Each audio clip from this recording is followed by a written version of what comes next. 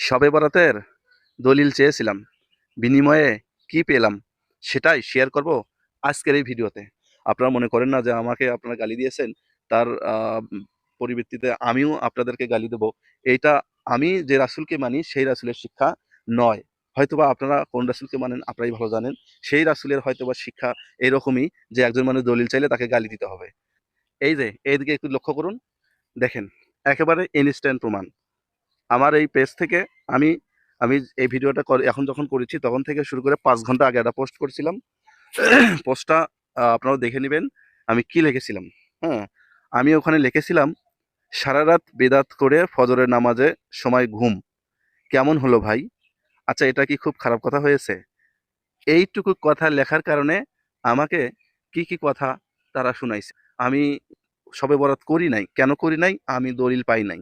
আচ্ছা, আমি যে দলিল পাই নাই, যে করেছে সে অবশ্যই দলিল পেয়েছে। আমি কি তার কাছ থেকে দলিল চাইতে পারি না? সেটা কি আমার রাইট নেই? তো আমি একজনের কাছে দলিল চাইতেই পারি ভাই।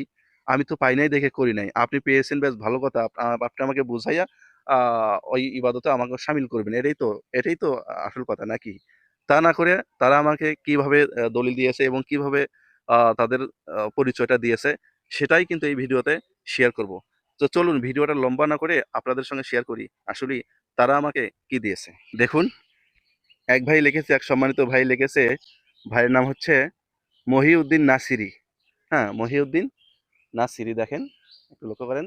সে ভাই লিখেছে, কানার দল চোখে দেখে না, তাই এমন অপবাদ। যারা শবে বরাত মানে ইবাদত করে তারা মসজিদে, আর যারা শবে বরাত মানে না তারা থাকে বেশ্যাখানায়। যেহেতু আকরামুজ্জামান বিন আব্দুল সালাম বলেছেন শবে বরাত বেশ্যাখানায় যাওয়া ভালো। আচ্ছা, আমি যে পোস্ট করেছি তার সঙ্গে এই কমেন্টের কোনো মিল আছে? মিল নেই।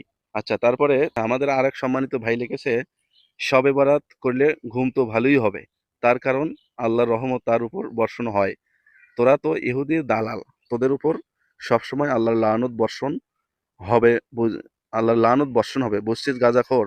আচ্ছা, এখানে আমি কি বললাম আর তারা কি বলেছে, এবার এই আমার কথার সাথে কি তাদের কোনো কথায় মিল আছে? দেখেন তাদের দলিলটা কিরকম করে বা তারা তাদের ব্যবহারটা একটু দেখেন।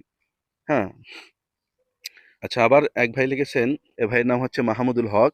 হ্যাঁ, তো ভাই লিখেছে, সারা জীবন ইবাদত বন্দিগি করে অবশেষে তথাকথিত আহলে হাদিসের অনুসারী হয়ে ৭২ ফিরকার অন্তর্ভুক্ত হওয়া, এটা আবার কেমন কথা? আচ্ছা, আমাদের এই পোস্টের সঙ্গে এই কথার কি কোনো মিল আছে? আচ্ছা, আসলে এক ভাই লিখেছে, তোমাদের এত চুলকায় কেন? আচ্ছা, আমাদের কই চুলকালো? আমরা কি দলিল চেতে পারি না? আপনারা আমাদের চেয়ে একটু বেশি জানেন, যার